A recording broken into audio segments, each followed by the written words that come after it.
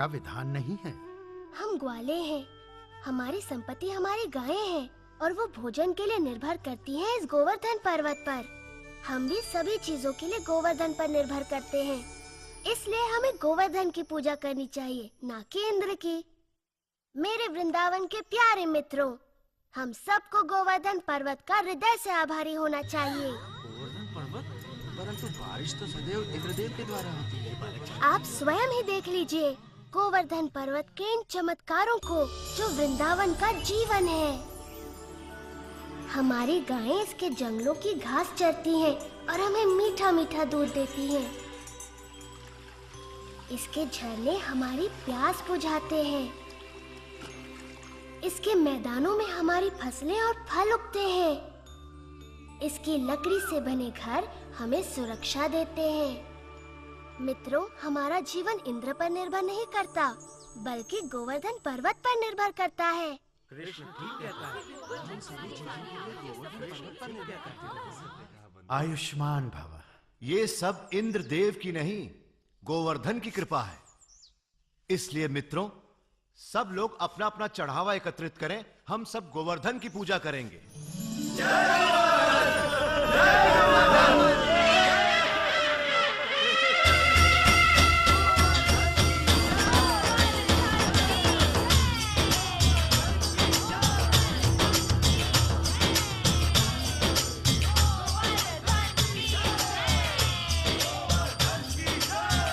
मैं गोवर्धन हूँ। मैं तुम्हारी प्रार्थना से बहुत प्रसन्न हूँ। अगर तुम सभी अपने पशुओं के साथ मेरी परिक्रमा करोगे तो मैं बहुत प्रसन्न होऊंगा। जय गोवर्धन! जय गोवर्धन!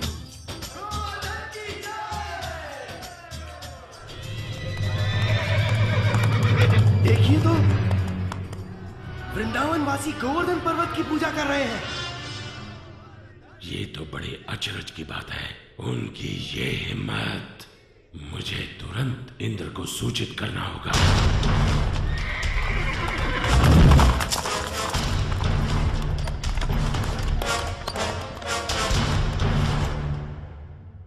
आओ आओ संवर्तक, मेरे साथ मेरे भक्तों द्वारा चढ़ाए गए चढ़ावे का आनंद लो। क्षमा चाहता हूं देवराजेंद्र, परंतु ये समाचार आपको विचलित कर सकता है। अब ये मत कहना कि तुमने गलती से एक और गांव को बाढ़ से भर दिया। ये बात मन से निकाल दो। मुझे डर है कि आप इस समाचार से बहुत क्रोधित हो जाएंगे। देवराज, वृंदावन गांव के वासियों ने आपकी बजाय गोवर्धन पर्वत की पूजा शुरू कर दी है। क्या? गोवर्धन पर्वत की? उन्होंने मेरी पूजा ना करके मिट्टी के ढेर की पूजा की?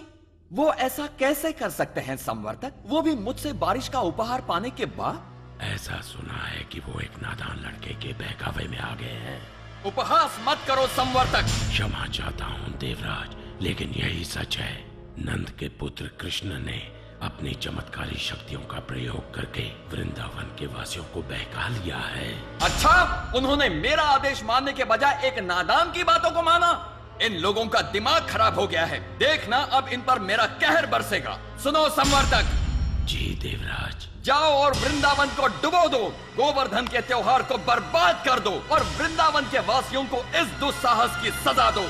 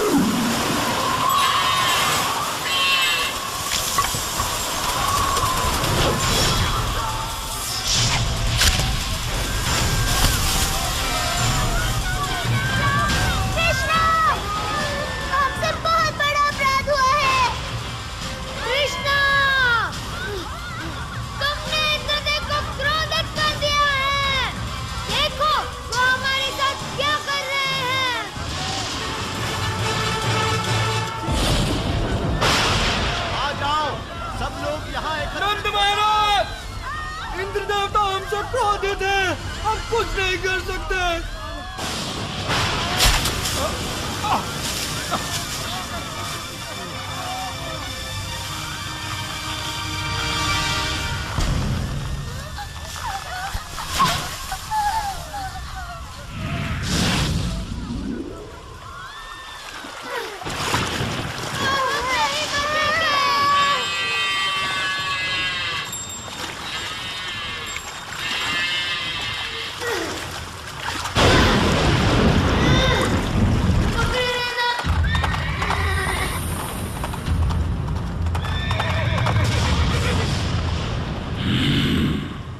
वृंदावन के लोग अब जल्द ही उस लड़के की बात सुनने पर पछताएंगे। इंद्रदेव हम सभी का विनाश करने पर तुले हैं, कुछ करिए नंद महाराज। मेरे प्यारे कृष्ण, मैं जानता हूं तुम हमारा हित ही चाहते थे, लेकिन तुमने इंद्रदेव को कुपित कर दिया। हमें इसी समय उनसे क्षमा मांगनी चाहिए। परंतु बाबा इंद्र। रुको बलराम, बाबा ठीक कहते हैं। ये सब मेरी सलाह के कारण कष्ट भोग रहे हैं। अभी भी देर नहीं हुई, हम इंद्र से क्षमा याचना कर सकते हैं। रुको, कृष्ण कभी भी हम पे या हमारे वृंदावन पे आंच नहीं आने देगा, कभी नहीं। आपने सच कहा माँ। आप सब के लिए मेरा प्रेम इंद्र की इस दुष्टता से बहुत बड़ा है। वृंदावन की रक्षा मैं अवश्य करूँगा। कृष्णा, हम मेरे बच्चे।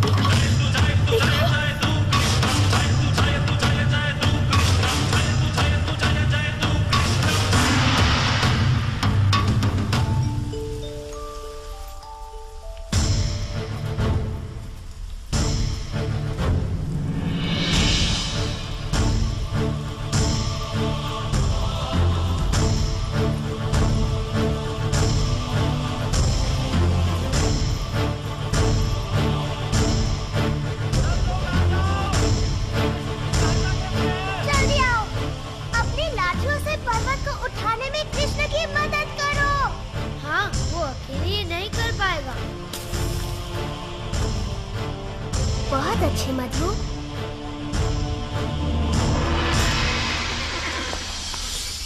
इतने तूफान के बाद भी ये असंभव है। यदि हम इंद्र के आदेश अनुसार इस छोटे से गांव को तबाह नहीं कर पाए तो वो हम पर कोई दया नहीं करेंगे। आगे बढ़ो मेरे योद्धाओं, ये तूफान तब तक थमना नहीं चाहिए जब तक वृंदावन पूरी तरह पानी में डूब न जाए।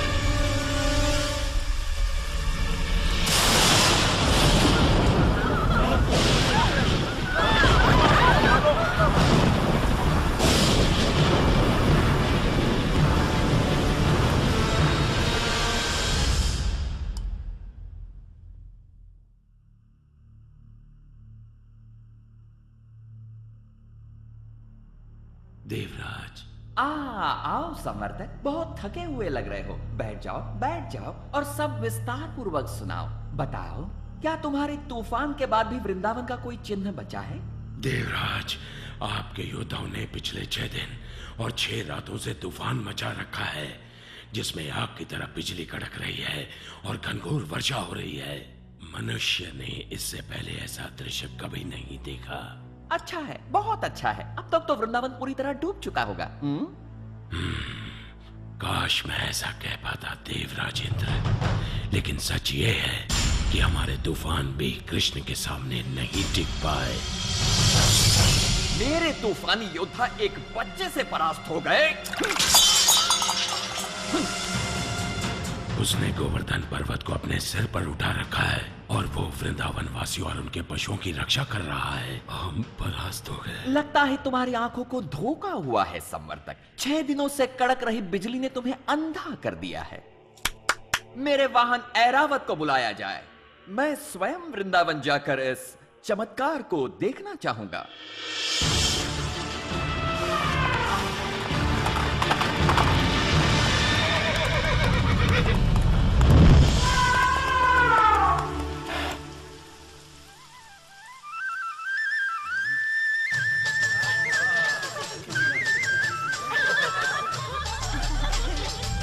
आप स्वयं ही देख लीजिए देवराज।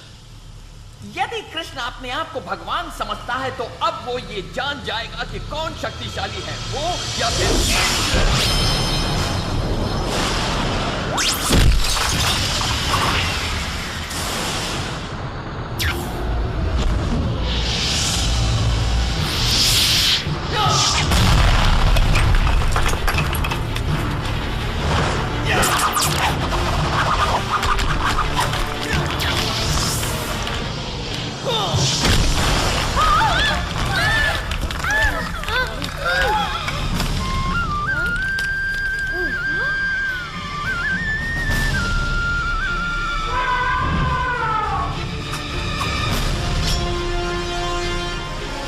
इंद्र के क्रोध से बच नहीं सकते।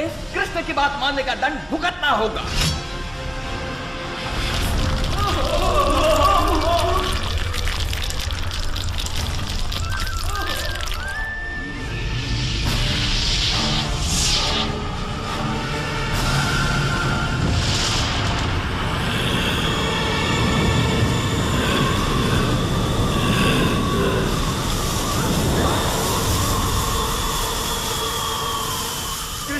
कृष्णा हमारी रक्षा करो।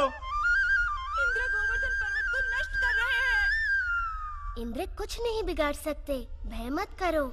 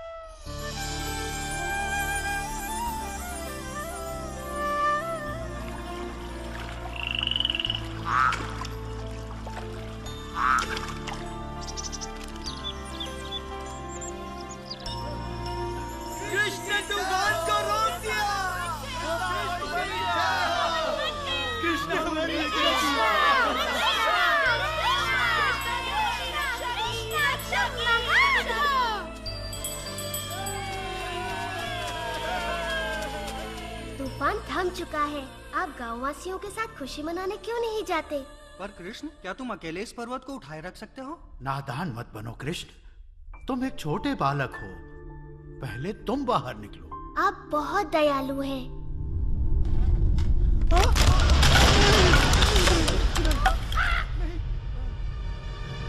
आप सचमुच चाहते हैं मैं पहले चला जाऊं?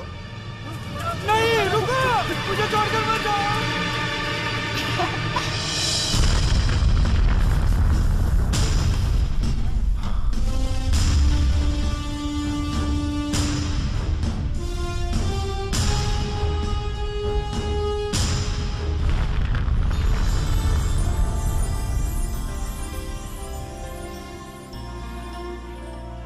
हम तुम्हारे आभारी हैं। तुमने हमें बचा लिया कृष्ण, हम सुरक्षित हैं। आभार मेरा नहीं, गोवर्धन पर्वत का मानिए।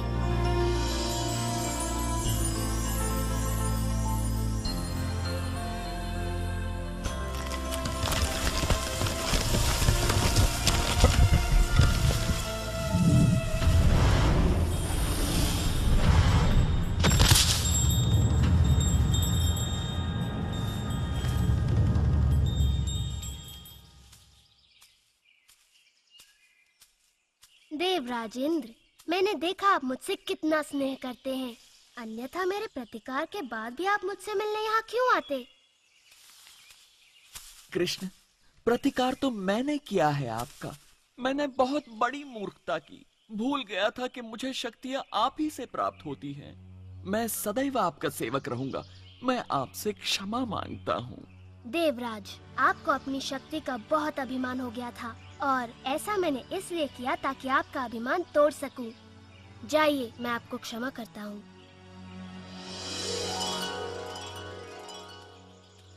हाँ, इतना असाधारण बालक हमारे साथ यहाँ वृंदावन में रहने आया है। मैं तो बस इतना जानती हूँ कि ये मेरा प्यारा बच्चा है, मेरा दुलारा कृष्णा। कृष्णा की जय हो! जय!